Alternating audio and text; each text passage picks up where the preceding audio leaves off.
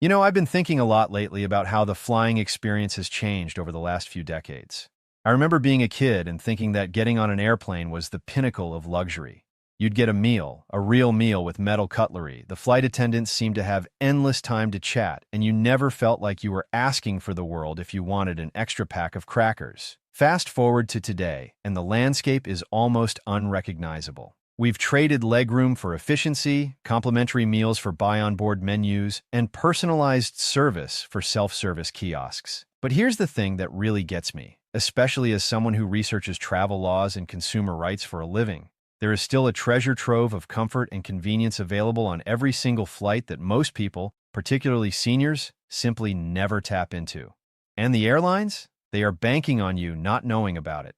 They won't put up a billboard advertising these freebies. They aren't going to make an announcement over the PA system listing the perks you can request. But they exist, and in 2026, they are more relevant than ever. Before we get into the specifics, I want to ask you something, and I'm genuinely curious about this. I want you to think back to your last flight. Maybe it was a quick hop from New York to Chicago, or perhaps a longer haul from Los Angeles to Miami. When was the last time you, or someone you were traveling with, asked a flight attendant for something that wasn't explicitly offered on the cart?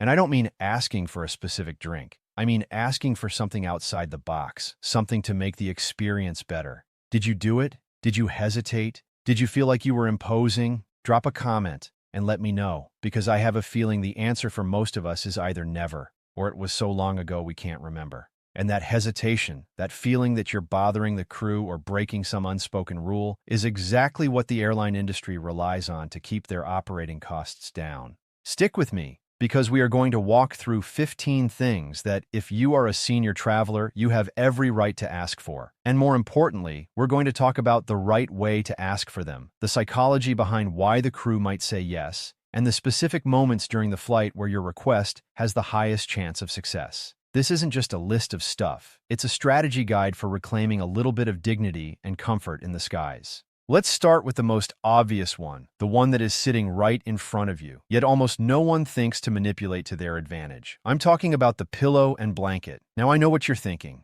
You're thinking they hand those out on long flights. What's the big secret? But here's the thing. The standard allocation is usually one per person. If you're tall, or if you have joint pain, or if you just like to have a bit more support for your lower back, one flimsy pillow and a paper-thin blanket aren't going to cut it. So, item number one is simply asking for an extra pillow and an extra blanket. The airlines aren't going to wheel a cart down the aisle offering seconds because it adds weight to the plane, which costs fuel, and it increases laundry costs. But here's the reality. On almost every flight, especially those that aren't completely full, there are extras up in the overhead bins or in the crew's rest area. The key is timing. Don't wait until the cabin is dark and everyone is asleep.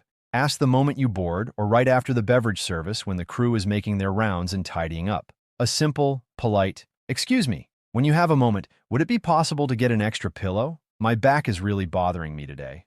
That little nugget of personal information, the "my back is bothering me," changes the dynamic from a demand to a human request. It makes the flight attendant a helper, not a vending machine. Now let's talk about hydration. We all know we need to drink water on a plane. The air is notoriously dry, and dehydration hits seniors particularly hard, leading to fatigue, dizziness, and even confusion. But the standard little plastic cup they give you is a joke. You drink it in 2 sips, and then you're waiting another hour for the next cart to come around. So, item number 2 is asking for a full can or bottle of your preferred beverage. When the flight attendant asks, "What can I get you to drink?" instead of saying water, you say, "Could I please have the whole can of club soda, or a full can of tomato juice, or a small bottle of water if you have it?" 9 times out of 10, they have these. The cans are right there in the cart. They aren't rationed the same way the pre-poured cups are. By asking for the can, you're controlling your own intake. You can sip it slowly over the course of an hour or two, and you're not constantly ringing your call button, which is a surefire way to annoy the crew. This is especially effective if you're in a window seat and don't want to climb over your seatmates every time you get thirsty. Building on that, let's think about the hot beverages. Coffee and tea on a plane are, let's be honest, often an afterthought. They're brewed with tank water that, while safe, doesn't always taste fantastic. But what many people don't realize is that you can ask for a hot water. That's item number 3, just hot water. Now, why on earth would you want that? Because you, being a savvy traveler, can bring your own high-quality tea bags. Maybe you have a soothing chamomile for sleep or a robust English breakfast to wake up. By asking for just a cup of hot water, you bypass the airline's mediocre tea selection and create your own perfect beverage. It's a tiny ritual that can make a huge difference in your comfort level. And again, it's a simple request. The flight attendants have hot water on board for their own coffee and tea. It's zero effort for them, but it feels like a personalized luxury for you. Moving from beverages to sustenance, we hit on item number 4, asking for a second snack or meal. This is a big one, and it's where most people get their psychology wrong. On longer flights where a meal is served, there are almost always a few extra meals on board. They plan for contingencies, for last-minute crew changes, for operational issues. If you're a senior and you have a smaller appetite, you might be perfectly fine with the meal served. But what if you're a gentleman who had a light breakfast and you're genuinely hungry? Or what if the meal is something you don't particularly like, but the alternative, which you saw the person across the aisle get, looks much better? Don't be afraid to ask. About 20 to 30 minutes after the meal service, once the crew has collected the trays, that's the golden window. Catch a flight attendant near the galley and say, "I hate to bother you, but I'm still a bit peckish. Would there happen to be an extra meal on board, maybe one of the chicken dishes instead of the beef?" They might say no, but they might say yes. And if they say yes, you've just scored a free second meal. The same goes for the little snack baskets. On many flights, after the main service, the crew will walk through with a basket of pretzels or cookies. You're allowed to ask for 2. You don't have to just grab one and look away sheepishly. Just say, "Could I have 2, please? I'd like to save one for later." It's honest, it's polite, and it works. Now we have to talk about the physical reality of being in a pressurized tube at 35,000 feet. For seniors, circulation is a primary concern. Deep vein thrombosis, or DVT, is a real and serious risk. The airlines know this. They have safety videos about it, but they aren't going to come to your seat and give you a personal stretching session. That's where item number 5 comes in, asking the crew for a walking pass. I don't mean asking for permission to go to the lavatory. I mean explaining that you need to walk to promote circulation, and asking if there is a good time or a good place to do a few laps. On most aircraft, there's a bottleneck near the galleys and lavatories. The crew is usually working there. If you just start pacing, you're in their way. But if you ask, "Excuse me, my doctor advised me to walk a bit during the flight to keep my blood moving. Would it be all right if I walked up and down the aisle a few times, or is there a spot in the back where I could stand and stretch for a few minutes?" You are showing respect for their workspace. You are being proactive about your health. They will almost always facilitate this. They might even point you to a specific area near the back galley where you can stand and do some calf raises without blocking the lavatory line. It's a health necessity, framed as a polite request, and it's something you should absolutely do on any flight over 3 hours. Let's get a little more specific about comfort, specifically thermal comfort. The cabin temperature is a constant battle. One person is freezing, the next is sweating. Item number 6 is asking for a temperature adjustment. Now, you can't ask the flight attendant to turn the whole cabin thermostat up or down just for you. That's not how it works. But you can ask for localized solutions. If you're cold, don't just shiver. Ask for an extra blanket, which we already covered, but also ask if there are any spare crew jackets. I've seen this happen. The flight attendants sometimes have extra company-issued jackets or sweaters in the closet. It's not a guarantee, but it's a resource you didn't know existed. If you're too hot, you can ask if there's a way to redirect the air vent above your seat if it's stuck, or if there's a fan in the galley area you could stand near for a few minutes. It's about being resourceful and asking for help to solve your microclimate problem. Next, we have to address the elephant in the cabin, the noise. The roar of the engines, the crying babies, the incessant chatter of the people behind you. It can be overwhelming, especially for seniors who might be more sensitive to noise or who have difficulty hearing the in-flight announcements. Item number 7 is asking for earplugs or noise-canceling headphones. Yes, the airlines sell fancy headphones in the duty-free catalog, but many carriers, especially on longer international flights, stock basic foam earplugs in their first aid or amenity kits. They are there for passenger comfort. They might be in a drawer in the galley. You just have to ask. "I'm finding the engine noise a little loud today. Do you happen to have any spare earplugs?" It's a simple request that can transform your ability to relax, read, or try to sleep. And while we're on the topic of first aid and comfort, let's talk about item number 8, pain relief and basic medical supplies. Now, the flight attendants are not doctors and they cannot hand out prescription medication, but they do carry a comprehensive first aid kit, and it often contains over-the-counter basics like acetaminophen or ibuprofen. If you feel a headache coming on, or if your old knee injury is flaring up, ask, "I feel a bit of a headache starting. Is there any chance the first aid kit has a couple of Tylenol?" They will usually oblige. They might also have antacids, which can be a lifesaver if the in-flight meal didn't agree with you. They have Band-Aids for blisters. They have motion sickness bags, but more importantly, they have motion sickness tablets. Don't suffer in silence. The crew would much rather you ask for a simple remedy than have your discomfort escalate into a more serious medical situation. This next one is about dignity and practicality, and it's item number 9, asking for help with your carry-on luggage. I see it all the time. A proud, capable senior trying to hoist a heavy roller bag into the overhead bin, their arms shaking with the effort, their face turning red, and the people in the aisle seat are just watching, not offering to help. Please, for the love of everything, do not do this. You can injure yourself, and you can injure someone else if you drop it. The flight attendants are trained to assist passengers with luggage. It is literally part of their job to ensure the cabin is safe and stowed. Before you even attempt to lift that bag, look at a flight attendant and ask, "Could you please give me a hand with this? I don't want to hurt my back." They will help you, or they will find a strong passenger to help you. It's a 2-second task for them that prevents a potential 45-minute delay for a medical emergency. Your pride is not worth a pulled muscle or a fractured foot. Now let's move into the realm of technology, because 2026 is here, and connectivity is king. Item number 10 is asking for a charging solution.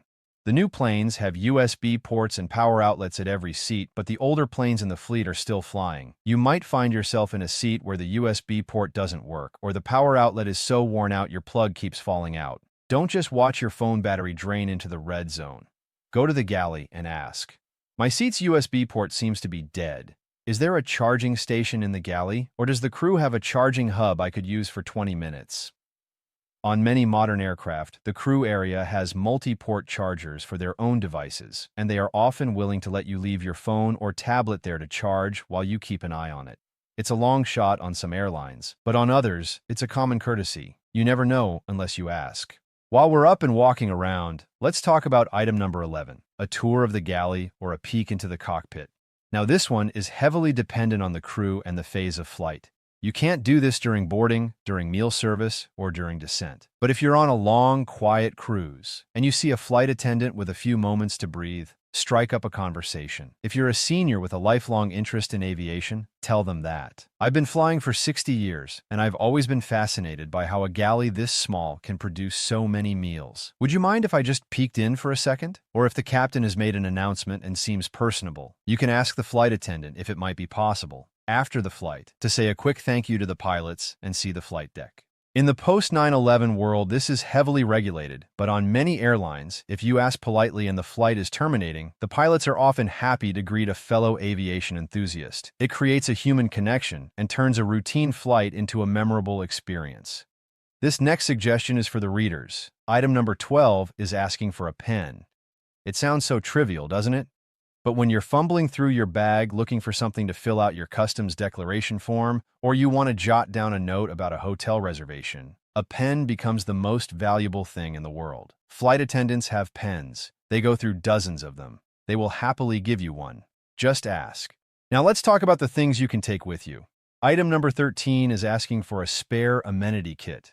On long-haul international flights, amenity kits with socks, eye masks, and toothbrushes are handed out in premium cabins. But sometimes in economy, they have leftovers, or they have kits that were meant for a crew member. If you see the crew distributing them up front, and you're back in row 45, it doesn't hurt to ask later. "I noticed you had those little comfort kits in business class. I was wondering if by any chance there was an extra one back here. A fresh pair of socks would feel amazing right now." The worst they can say is no, but if they say yes, you've got a little souvenir and a dose of comfort. Item number 14 is about managing light. If you're trying to sleep and the window shade next to you is open, flooding the area with light, you have options. You can politely ask your seatmate to close it, but if they refuse, or if they fall asleep with it open, you can ask the flight attendant for a solution. Believe it or not, some airlines carry spare eye masks. They are usually the same ones from the amenity kits. Ask for one. It's a physical barrier to the light that gives you control over your own environment without starting a conflict with the person next to you. Finally, item number 15 is the most important one, and it's not a physical object. It is asking for clarity. It is asking the flight attendant to explain something you don't understand. Maybe the connecting gate information on the screen is confusing. Maybe you didn't hear the announcement about the landing time. Maybe you're worried about how to get through customs with a mobility aid. Ask, "Excuse me, I'm a bit confused about the process when we land. Can you explain where we need to go for the connection?" The flight attendants are your lifeline. They have the most up-to-date information.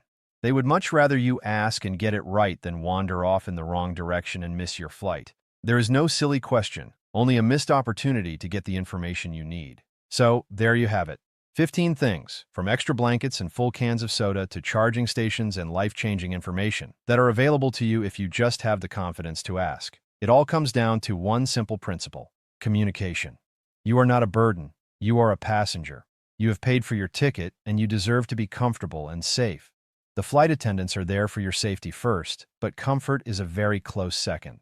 Approach them with a smile, with patience, and with a clear request, and you will be amazed at what they can do. Now, I'm circling back to my very first question to you because I really want to know, after hearing about all these possibilities, what's the one thing on this list that you are absolutely going to try on your next flight? Or maybe you have a secret tip of your own, something you've asked for that wasn't on this list. I want you to share it in the comments. Let's build a community of smart, savvy travelers who look out for one another. Because the more we share these little secrets, the more we level the playing field against an industry that often tries to keep us in the dark. The sky doesn't have to be an uncomfortable place. It can be a place of unexpected kindness and small victories. You just have to know how to ask. Safe travels, and I'll see you in the comments.